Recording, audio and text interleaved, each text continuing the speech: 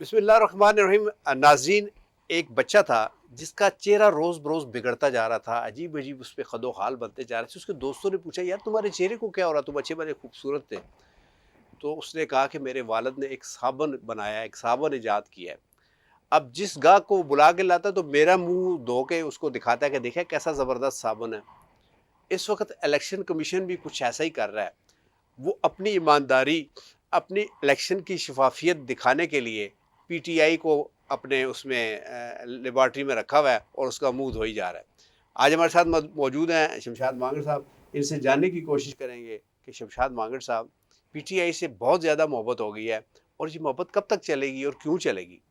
असल में राजा साहब, हमारे यहाँ प्रॉब्लम ये है कि हमारे इदारे जो बिल्कुल यकतरफ़ा हो जाते हैं। जब यकतरफ़ा होते हैं तो फिर उनका जो साख होती है वो बुरी तरीके से तबाह हो जाती है। मिसाल के तौर पे पार्टियों के अंदर इलेक्शन होने चाहिए, बिल्कुल सही बात है, इलेक्शन होने चाहिए और पार्टियों के अंदर जमहूरियत होनी चाहिए।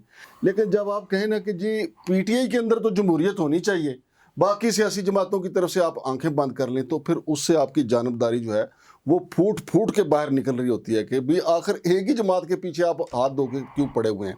अब देखें, इलेक्शन कमीशन का असल काम इस वक्त जो है वो 8 फरवरी के लिए जो इलेक्शन की अनाउंसमेंट हो चुकी है कि उनको किस तरीके से शफाफ बनाना है। राजा साहब, आप जानते हैं कि 75 सालों में हमारा इलेक्शन कमीशन जो है कभी भी शफाफ इलेक्शन नहीं करवा सका। माशाल्लाह। जो भी इलेक्शन हुआ है उसके ऊपर एतराज़ हुए कि इलेक्शन शफाफ नहीं थे। कभी ये कहा गया कि जी बूढ़ा इलेक्शन कमिश्नर था, कभी ये कहा गया कि जी इलेक्शन कमीशन जो है वो जानबदार था, कभी ये कहा गया कि जी इलेक्शन कमीशन का आरटीएस बैठ गया, कभी ये कहा गया कि जनाब इलेक्शन कमीशन को हाईजैक कर लिया गया।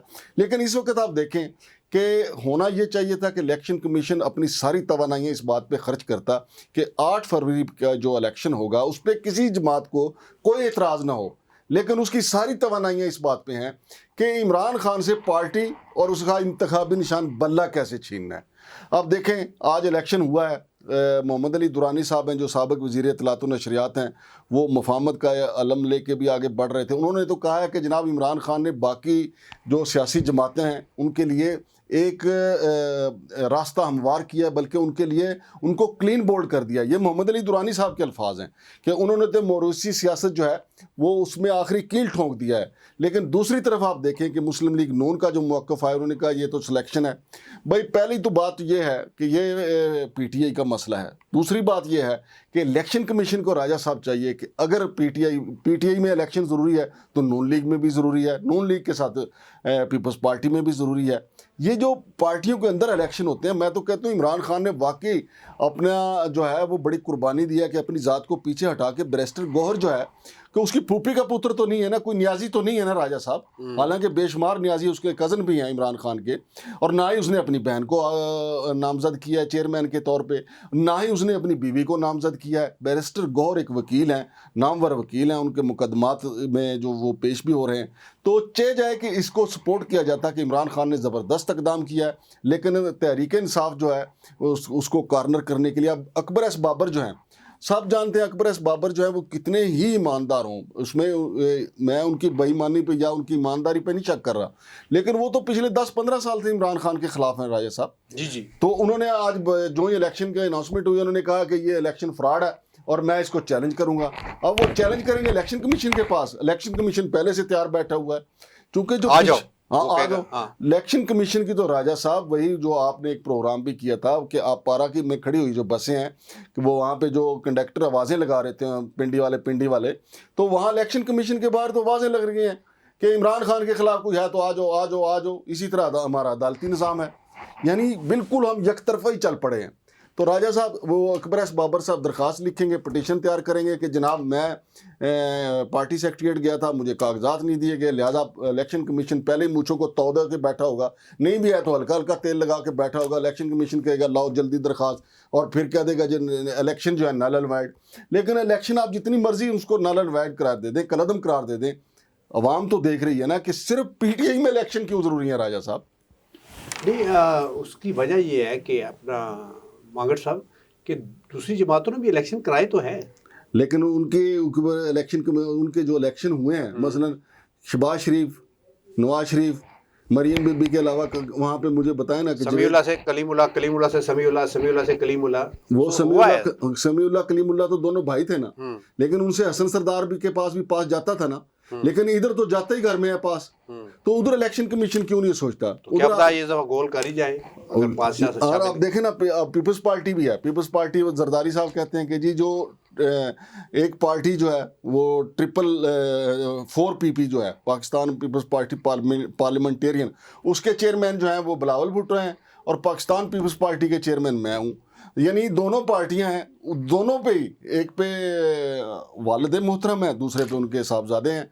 तो अगर आपने यही करना है कि राजा साहब ये सोच बड़ी अच्छी है, आइडियल, कि पार्टियों के अंदर जमहूरियत होनी चाहिए, लेकिन सिर्फ PTI के अंदर नहीं होनी चाहिए, सिर्फ जमात इस्लामी के अंदर नहीं होनी चाहिए, बाकी सारी सियासी जमातों के वैसे अंदर जमात इस्लामी वाहिद ऐसी पार्टी है जिसके अंदर सही तरीके से, सही उसके दुरुस्त तरीके से जमहूरियत है। वो बाकायदा इलेक्शन करवाते हैं और बड़े काटेदार। राजा साहब मेरे साथ शर्त लगा लें कि जिस दिन जमात इस्लामी जो है ना PTI की तरह मकबूल जमात होगी ना, उस दिन उनका इलेक्शन भी नल एंड वाइड हो जाएगा, उस दिन उनके इलेक्शन पे भी एतराज़ात हो जाएंगे। उनके इलेक्शन होते हैं वो किसी से इलाक करके तो हुकूमत में आते हैं, अदरवाइज हुकूमत में वो आते नहीं हैं। लेकिन PTI की तरह, जिस तरह इमरान खान ने अपनी पार्टी को मकबूल बनाया, जिस दिन उस दिन सराजुल हक साहब ने जमात इस्लामी को मकबूल बना लिया, राजा साहब फिर इलेक्शन कमीशन कहेगा जनाब ये जो आपने अमीर चुना है ना, इसने तो पूरी 5 नमाजें नहीं सही पढ़ी थी। तो ये तो छोटी छोटी जो इची बीची में पड़ जाते हैं कि जनाब इसको चूंकि निकालना है लिहाजा ले आओ। तो मागर साहब आप क्या समझते हैं, आप क्या चाहते हैं कि इलेक्शन इन वजूहात को सामने रख के इलेक्शन भी आगे पीछे हो सकते हैं? वैसे तो सुप्रीम कोर्ट ने सख्त पाबंदी लगाई है कि कोई ऐसा प्रोग्राम नहीं करना, लेकिन मैं वैसे अपने इल्म के लिए पूछ रहा हूँ। वैसे तो राजा साहब पूरे मुल्क में एक माहौल चल रहा है ना कि इलेक्शन आगे चल जा सकते हैं। कुछ लोग ये भी कह रहे हैं कि जो मुल्क के सियासी सूरत हाल है उसको देखते हुए मियां नवाज शरीफ साहब के प्लेटलेट्स जो हैं वो फिर कम होना शुरू हो गए हैं, वो जल्द बैरून मुल्क चले जाएंगे। लेकिन राजा साहब जो भी सूरत हाल है, इस सूरत हाल में PTI को नॉकआउट करना जो है ना वो बहुत मुश्किल नज़र आ रहा है, क्योंकि इन्होंने परवेज़ खट्टर। अच्छा मागर साहब छोड़े इस बात, मुझे एक बात का जवाब दें। अगर फ़र्ज़ करें कि PTI से बल्ला ले लिया जाता है, इनको कहा कि कोई और निशान ले ले, तो फिर आपके ख्याल में उसको PTI को वोट लोग नहीं देंगे? राजा साहब आपको पता होना चाहिए कि मुस्लिम लीग नून का पहले निशान जो था वो साइकिल था, वो साइकिल ले लिया गया था, साइकिल काफ लीग ने ले लिया था कि जी ये साइकिल तो हमारा है, तो इनको शेर दे दिया था। तो शेर अब मियां नवाज शरीफ का जो है वो इंतखाबी निशान उनके नाम के साथ ही चस्पा हो गया। अब अगर कोई मियां नवाज शरीफ से कहे कि हम आपसे इंतखाबी निशान शेर वापस लेते हैं, तो मियां साहब तो नहीं देंगे। तो ऐसा कुछ करेंगे कि इमरान खान से इंतखाबी निशान बल्ला ले लेंगे, तो मेरा नहीं ख्याल कि जो इमरान खान का निशान होगा वही वो लोग उसको कबूल करेंगे। जैसे पीपल्स पार्टी से तलवार का निशान ले लिया तो लोगों ने तीर पे निशान मोहरें लगाना शुरू कर दी। राजा साहब आपको ये भी इल्म होना चाहिए कि जो PTI है उसका पहला निशान तो इंतखाबी निशान चिराग था। इमरान खान ने जो पहला इंतखाब इलेक्शन लड़ा था, तहरीक इंसाफ ने वो इंतखाबी निशान दिया था उनका, तो बाद में ये बल्ला हुआ था उनका। चलें, अच्छी बात है, इलेक्शन होने चाहिए और हमारी दुआ है कि अल्लाह करे कि इलेक्शन बर वक्त हो, अच्छे तरीके से हो, और सारी पार्टियों में इलेक्शन होने चाहिए, और सारी पार्टियों में भी इलेक्शन होने चाहिए। और जो जनरल इलेक्शन है उसमें हर बंदे को अपनी मर्जी से वोट डाल के अपनी मर्जी का नुमाइंदा मुंतखब करने की पूरी आज़ादी होनी चाहिए। अपना बहुत सारा ख्याल रखिएगा, हमें दुआओं में याद रखिएगा। तो इजाज़त चाहते हैं। पाकिस्तान जिंदाबाद।